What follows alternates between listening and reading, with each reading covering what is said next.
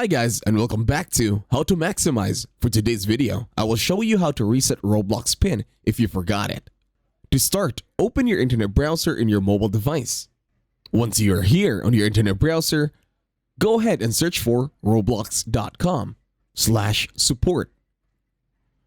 Now hit enter and wait for the website to finish loading.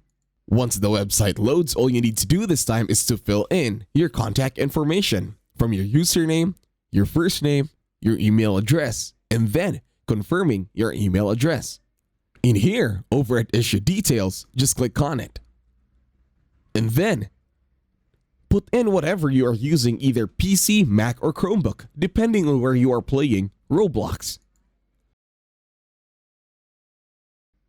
On Help and Category, you choose Account Hacked or Can't Log In. And then on the second drop box, all you have to do this time is to click on Account PIN. In here, in this box, it is the description of issue. All you have to do is to put in your case or whatever happened to your account. You can go ahead and take your time in typing. You can also copy what I'm writing here.